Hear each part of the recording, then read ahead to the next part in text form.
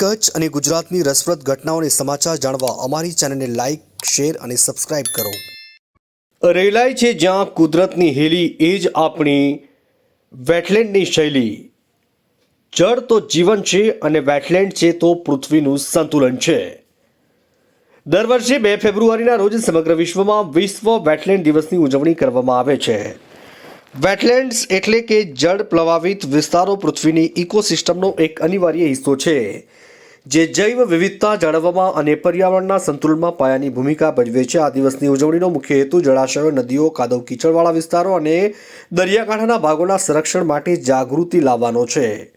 1971માં ઈરાનના રામસર શહેરમાં વેટલેન્ડ્સના સંરક્ષણ માટે એક આંતરરાષ્ટ્રીય સંધિ પર હસ્તાક્ષર કરવામાં આવ્યા હતા, જેને રામસર સંમેલન તરીકે ઓળખવામાં આવે છે. ભારત આ સંધિમાં 1982માં જોડાયું હતું અને ત્યારથી દેશમાં વેટલેન્ડ્સના સંરક્ષણ માટેના પ્રયત્નો અમૃતકાળમાં નવી ઊંચાઈએ પહોંચ્યા છે.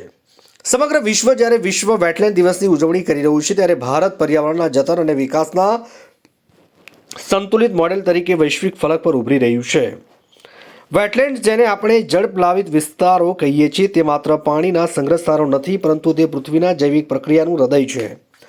રામસર શહેરમાં થયેલી સંધિ બાદ વેટલેન્ડ્સના સંરક્ષણ માટે જે આંતરરાષ્ટ્રીય અભિયાન શરૂ થયું હતું, તેને ભારતે છેલ્લા દાયકામાં વડાપ્રધાન નરેન્દ્ર મોદીના નેતૃત્વમાં એક નવી ઊંચાઈ આપી છે.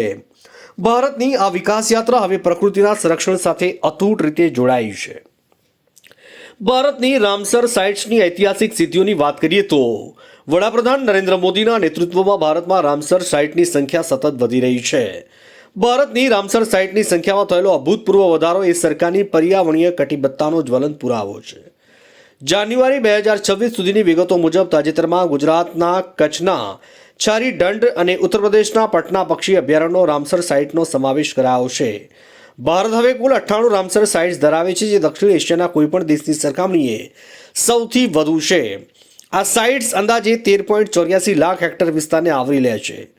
પશ્ચિમ બંગાળનું સુંદરબન તેના વિશાળ મેંગ્રોવ સાથે ભારતનું સૌથી મોટું વેટલેન્ડ છે, જ્યારે હિમાચલ પ્રદેશનું રેણુકા સરોવર સૌથી નાનું હોવા છતાં જૈવ વિવિધતાની દ્રષ્ટિએ અત્યંત સમૃદ્ધ છે. આ આંકડાઓ ભારતની ઇકોસિસ્ટમની મજબૂતીનું પ્રતિબિંબ પાડે છે. એ સાથે 2 દિવસ પહેલા મળેલ સમાચાર અનુસાર ગુજરાતનું ગૌરવ એવા છારી દંડનું વૈશ્વિક અંકન પણ કરવામાં આવ્યું છે. મુખ્યમંત્રી ભૂપેન્દ્ર પટેલના દિશા દર્શન હેઠળ ગુજરાત સરકારના વન અને પર્યાવરણ વિભાગ દ્વારા રાજ્યમાં વેટલેન્ડ્સના સંરક્ષણ માટે નક્કર કામગીરી કરવામાં આવી રહી છે. આ વર્ષે ગુજરાત માટે ગૌરવની ક્ષણ એ છે કે કચ્છના બન્ની અને મોટા રણની વચ્ચે આવેલું છારી દાંડ હવે ભારતની 98મી રામસર સાઇટ તરીકે વિશ્વના નકશા પર અંકિત થયું છે.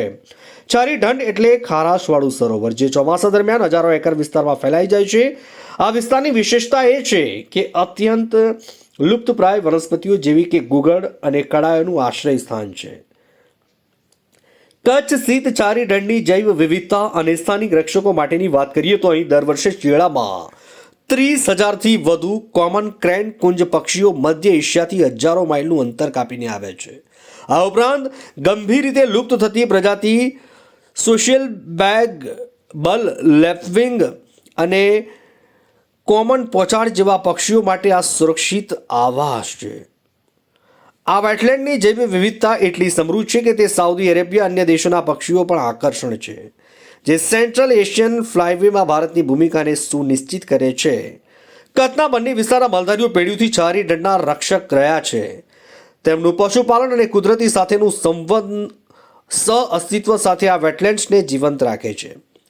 સરકાર દ્વારા અહીં ઇનોવેટિવ સ્પીસીઝના નિયંત્રણ માટે સ્થાનિક સમુદાય અને એનજીઓના સહયોગથી વિશેષ એક્શન પ્લાન અમલમાં મૂકવામાં આવ્યો છે. 80 ચોરસ કિલોમીટરનું ફેલાયેલું આ ક્ષેત્ર ચોમાસામાં વરસાદી પાણી ભરાય છે અને શિયાળો આવતા પક્ષીઓના કલરવથી ગુંજી ઉઠે છે. ગુજરાતની 5 રામસર સાઇટ્સ રાજ્યની ભૌગોલિક વિવિધતાનું ઉત્તમ ઉદાહરણ પૂરું પાડે છે. 1. નળ સરોવર પેલિકન અને ફ્લેમિંગો માટે વિશ્વ વિખ્યાત છે. 2. થોર પક્ષી અભયારણ્ય, જે ખેતી અને પ્રકૃતિના અદ્ભુત તાલમેલનું પ્રતીક સમાન છે. 3. વડવાણા સ્થિત ગાયકવાડી શાસનની જળ વ્યવસ્થાની દૂરંદેશીનું પ્રતીક છે. 4. ખીજડીયામાં આવેલ મીઠા અને ખારા પાણીના સંગમવાળું અજોડ નિવસન તંત્ર. 5. કચ્છ સ્થિત છારી દંડ રણ અને જળનું અનોખું મિલન સ્થાન સ્વરૂપે જોવા મળે છે. સરકાર માને છે કે વિકાસ પર્યાવરણના ભોગે ન હોવો જોઈએ. વડાપ્રધાનની અમૃત ધરોહર યોજના હેઠળ આ સાઇટ્સની આસપાસના લોકોના પરંપરાગત જ્ઞાનનો ઉપયોગ કરી સંરક્ષણ કરવામાં આવે છે.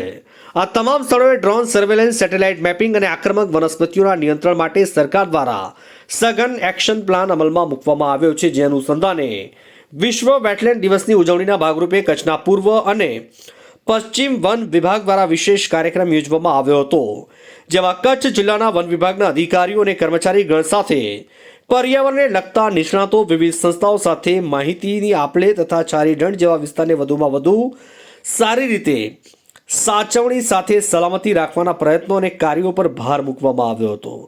આમ વિશ્વ વેટલેન્ડ દિવસ એ એકમાત્ર દિવસની ઉજવણી નહોતું, પરંતુ તે પર્યાવરણીય ન્યાય અને ટકાઉ વિકાસ તરફનું એક મક્કમ ડગલું છે. આપણે કુદરતી વિરાસતને આધુનિક ભારતની પ્રગતિ સાથે જોડીને એક હરિયાળા ભવિષ્યનું નિર્માણ કરીએ. આવો આપણે સૌ સાથે મળીને આ પ્રકૃતિના જળ તીર્થોનું જતન કરીએ અને આવનારી પેઢીને હરિયાળું તથા સુરક્ષિત ગુજરાત ભેટમાં આપીએ. આજ રોજ વર્લ્ડ વેટલેન્ડ ડે ના દિવસે કચ્છ સર્કલ દ્વારા કચ્છમાં આવેલ વિવિધ વેટલેન્ડ અને એના કન્ઝર્વેશન માટે લોકોમાં જાગૃતિ માટે તેમજ સ્વૈચ્છિક સંસ્થાઓ, અન્ય સ્ટેક હોલ્ડર્સ, જેટલા પણ કચ્છના નાગરિકો છે તેઓને જાગૃતતા માટે તેમજ વેટલેન્ડ ડેના સેલિબ્રેશન માટે આજરોજ અત્રે વેટલેન્ડ ડે સેલિબ્રેશન અંગેનું વર્કશોપનું આયોજન કરવામાં આવેલું છે. આ પ્રસંગે હું કચ્છના વાસીઓ તેમજ ગુજરાતના તમામ નાગરિકોને જે ખુશખબર આપણને હમણાં 2 દિવસ પહેલાં જ મળી છે કે છારીદંડ એ ગુજરાતનું 5મું રામસર સાઇટ તરીકે જાહેર કરવામાં આવી છે. તો કચ્છ પાસે આપણે સૌ જાણીએ છીએ એમ કચ્છ પૂર્વ અને કચ્છ પશ્ચિમ બંને વન વિસ્તારોમાં ખૂબ જ સારા એવા પ્રમાણમાં વેટલેન્ડ આવેલા છે.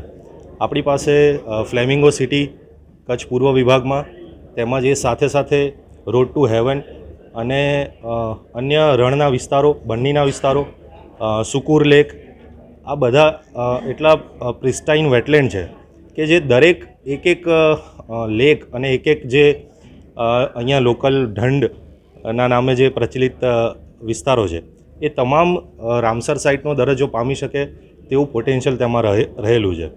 એટલે આપણે સૌ, ખાસ કરીને વન વિભાગના કર્મચારીઓ એ સૌ આ વેટલેન્ડને કન્ઝર્વ કરીએ, એને અલગ અલગ એન્થ્રોપોજેનિક પ્રેશર કે એનાથી બચાવીએ અને એમાં કોઈપણ જાતનું પ્લાસ્ટિક કે કોઈપણ જાતનું પ્રદૂષણ ન કરીએ. ઇકો ટુરિઝમને વેગ મળે એવી પ્રવૃત્તિઓ વન વિભાગની સાથે રહીને કરીએ. એ રીતે તમામ વન વિભાગ આ બાબતે કટિબદ્ધ છે અને સૌ નાગરિકોને મારા અભિનંદન. જય જય ગરી ગુજરાત.